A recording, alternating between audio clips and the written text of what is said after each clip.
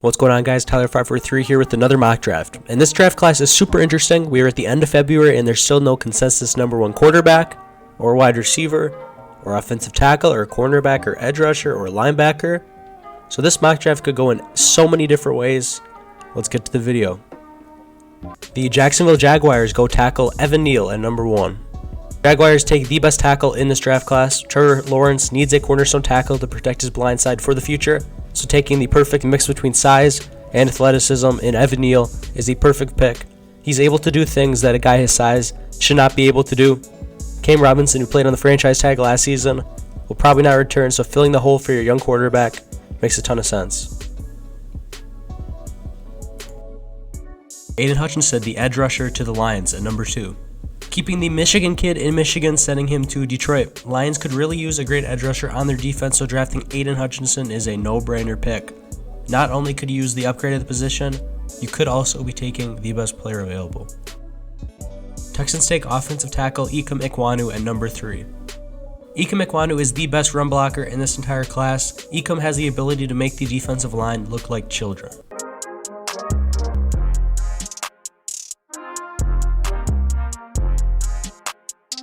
Texans need help at every single position on the team, so building up an offensive line for Davis Mills or the future quarterback so they can find success with ease, probably the smart pick. And while having Kyle Hamilton would be super impactful on their defense, having two really good tackles with EKWONU and Laramie Tunsil for their young quarterback probably is the smarter pick.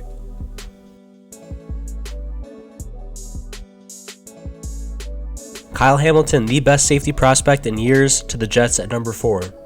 Kyle Hamilton is the perfect safety player that has been hyped up by a ton of people so much. Some are calling him the next Troy Polamalu. While I won't call him a future Hall of Famer quite yet, he certainly has the potential to be one. Robert Saleh and company get a chess piece to move around and make an impact in every way possible. Kayvon Thibodeaux, the edge rusher, falls to the Giants at number 5. Giants might not have thought that the Kayvon would fall to them at this spot, but they take him here in a heartbeat, needing an upgrade coming off the edge. After struggling with injuries for much of last season, we never got to see the projected number 1 pick coming into the season. So if Kayvon Thibodeaux can stay on the field in his NFL career, he will certainly find plenty of success. Panthers go offensive tackle Charles Cross at number 6. I struggle with the Panthers pick every mock draft I do, not knowing where to go at the spot for this team, not knowing to go quarterback or offensive line. In this mock draft, I decided to go offensive tackle. Now, while Charles Cross might not be in that same tier as Evan Neal and EKWONU, he's still a really good tackle with arguably better pass blocking than both of those top guys. Overall, Charles Cross would help out this team a lot and help fix his offensive line to hopefully put them into a position to get a quarterback next draft. The Giants go center Tyler LINDERBAUM at number 7. Tyler LINDERBAUM would automatically walk in and be the best interior offensive lineman on this team pretty easily. Daniel Jones might not be the future quarterback, but this is not the class to replace him in. This team needs offensive line help really bad, so going with the best one available makes the most sense for this team. Tyler LINDERBAUM is just the complete center prospect that excels in every single thing you need him to do. Falcons go cornerback AHMAD GARDNER at number 8. Now, not only does AHMAD GARDNER have the best nickname in this entire class, Sauce Gardner, but he's also the first cornerback off the board. AJ Terrell was one of the best cornerbacks in the league last season, being named to the second team All-Pro in just his second season. However, on the other side of AJ Terrell, there's not much there, so getting him a huge, lanky cornerback in Sauce Gardner to lock on the other side would set this up to be one of the best quarterback duos in the NFL for a long time.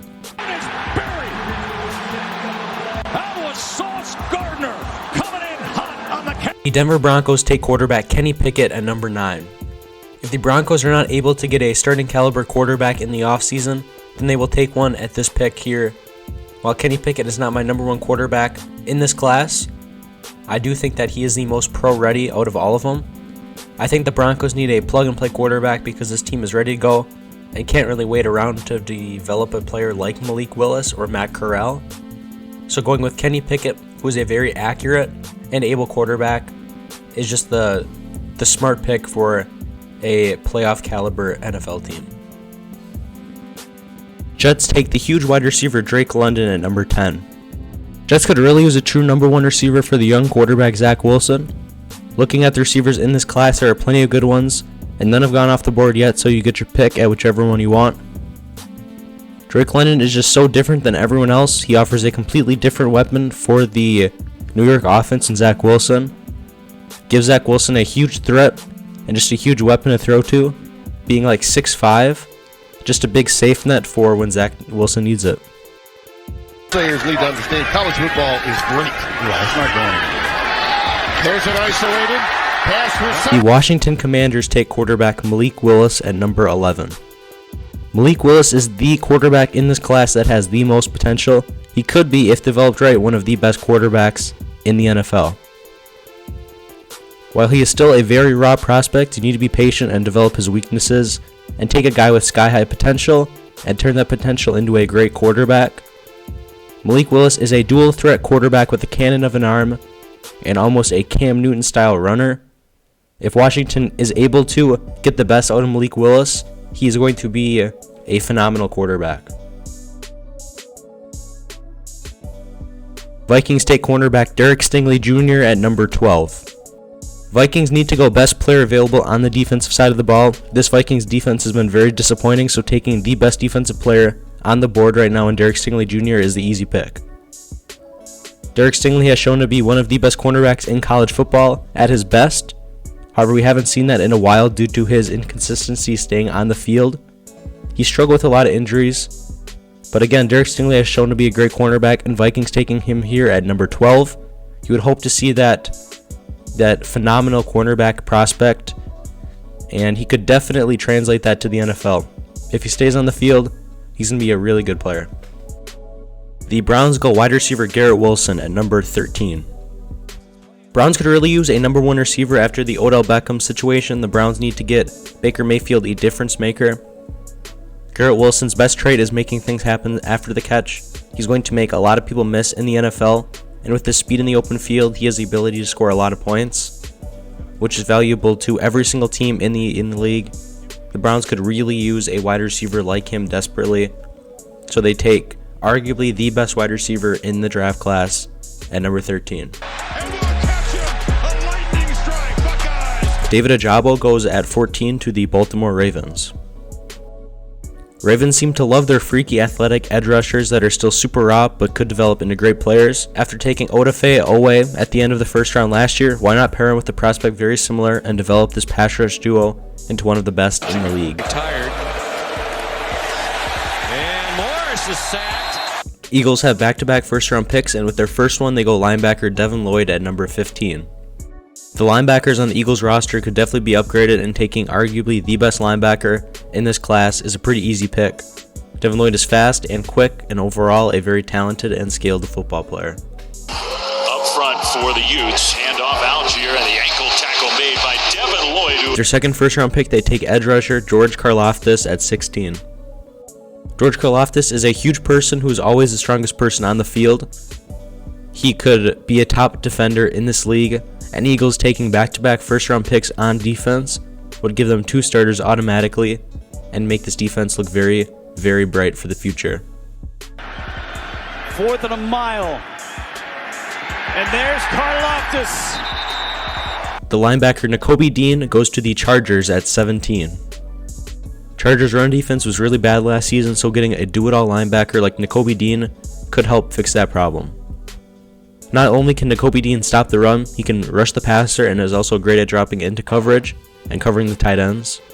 NAKOBE Dean would walk in and make an immediate impact on this Chargers defense. Saints select wide receiver TREYLON BURKS at number 18. Doesn't matter who the quarterback is for the Saints next season, they will not be able to succeed with the receiving core that they had last season. TREYLON BURKS is an ultra versatile player that can literally do everything on offense.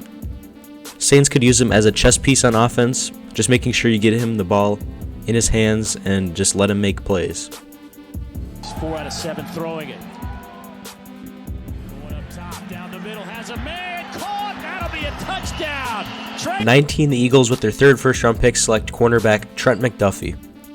Eagles could really use another cornerback on their team. With the excellent play from Darius Slay last season, he could really use someone on the opposite side of him. and to develop Trent McDuffie into the #1 cornerback role on this team in the future. Trent McDuffie is a very versatile defensive back in terms of position and scheme. A lot of people like him, kind of profiling as a safety, and Eagles could use him in just a ton of different ways, and he'd be successful in, pretty much all of those spots. Steelers get their quarterback replacement, Matt Corral, at number 20. Steelers need a quarterback, and depending on how you feel on a couple guys left, you take your pick at the lot. With Malik Willis off the board, who Mike Tomlin reportedly has a lot of interest in, he's off the board, so in this mock, Matt Corral falls to them at 20. However, Matt Corral is certainly not a bad player. He's super raw like a lot of the other quarterbacks in this class, but with a great arm and great mobility, he's got a ton of potential, and the Steelers I'm sure they would really like to have a quarterback that can move around and get out of the pocket, which they haven't had in a really long time. Patriots go wide receiver at 21, taking Jameson Williams. Jameson Williams is super fast. Jameson Williams is one of the best deep threats in this class, with the combination between speed and route running, making him a really good prospect. Patriots need a big-time playmaker on offense to help out their young quarterback, Mac Jones. Raiders take interior defensive lineman Jordan Davis at number 22. Jordan Davis is a massive person that doesn't have the elite technique that many in this draft class do. Jordan Davis is just way bigger and stronger than every single one of them. Jordan Davis is stronger than everybody and would add a whole new element to this Raiders defense, something that a lot of teams would really like, and very, very few teams actually have. Rarely do you see a team that just has a huge defensive tackle that can just, plug the run and get after the quarterback. Cardinals select cornerback Andrew Booth Jr. at number 23. This is an easy pick for the Cardinals. Andrew Booth Jr. still being on the board at 23 for a team that needs the best cornerback available is a perfect pick for this team. Andrew Booth Jr. excels in all coverage and would all around save this Arizona Cardinals secondary. Having Budda Baker at safety is not enough, so getting a really good cornerback prospect at a steal at 23, it's an easy, quick decision for the Arizona Cardinals. Kenyon Green, the offensive guard, goes to the Cowboys at number 24.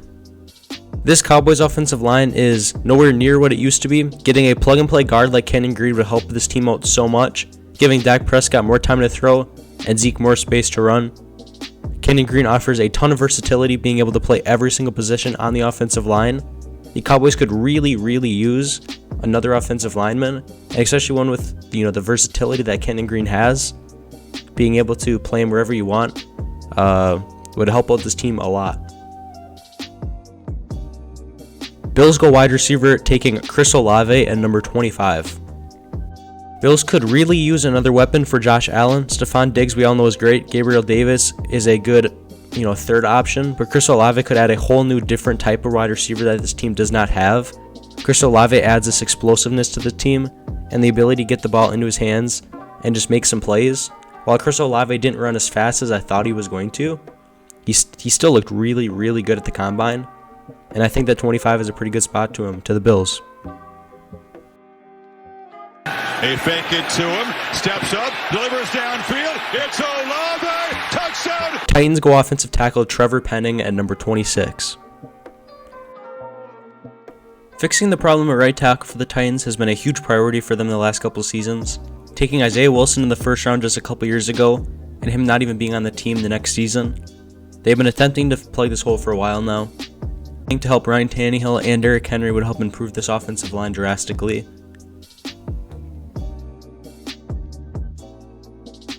The edge rusher Trayvon Walker is picked up by the Buccaneers at 27.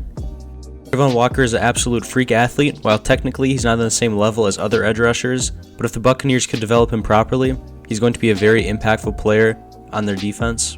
Trayvon Walker is a guy who's expected to go a lot higher than this.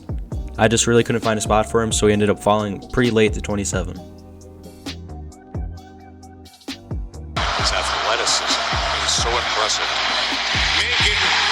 Brought down. Jermaine Johnson, the edge rusher, goes to the Packers at 28.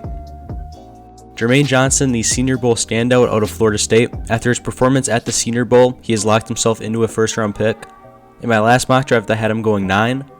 So the Packers get a huge steal out here, getting one of the best run defenders in the entire class. Packers could really use some more edge rushers on this team after how big of a problem injuries were for them last season, and after the potential of cutting Zadarius Smith. Outside of Rashawn Gary, you don't have much, so getting a pretty good NFL ready edge rusher at 28 is a pretty smart pick. Dolphins take offensive tackle Bernhard at 29. Dolphins are in the place where they need to help out the young quarterback no matter what, so taking arguably the best offensive lineman available would be the pick here. After taking offensive lineman Liam Eichenberg in the second round last year, you still need more talent on their offensive line.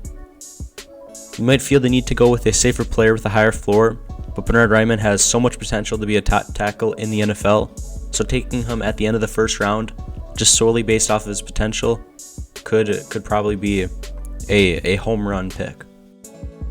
Chiefs go defensive back Daxton Hill at number 30. As much as I would like to go wide receiver here for the Chiefs, I remember how awful their defense was for a lot of last season. So I go defense here, taking a super versatile player like Daxton Hill to kind of just be an anchor on this defense. I think that makes a ton of sense. Take offensive lineman Zion Johnson at number 31. Bengals go offensive lineman. They need offensive line, and taking the best one available in Zion Johnson is a pretty easy pick for them. Zion Johnson is a great guard prospect, and you also get a little versatility after we saw him practicing his snaps at the Senior Bowl. Overall, the big one weak spot on this Bengals team is the offensive line. You're a couple years ahead of where you should be, so just making sure that you're able to build up that offensive line for Joe Burrow. It's a must need. And trying to fill out your offensive line with some talent is the smart move. Wrapping up the first round, the Lions take quarterback Sam Howell at number 32. In this mock draft, the Lions don't take quarterback at number 2, so instead taking AIDEN Hutchinson. So taking one here at the end of the first round to sit behind Jared Goff and then hopefully develop into a nice starting quarterback in a couple of years is a pretty safe move. Howell is a good long-term project for the Lions to work on while they're rebuilding their team. Hopefully they can build a great team so that when Sam Howell is ready to play, he can just come in and he has a really good team around him, and then they can start winning some games.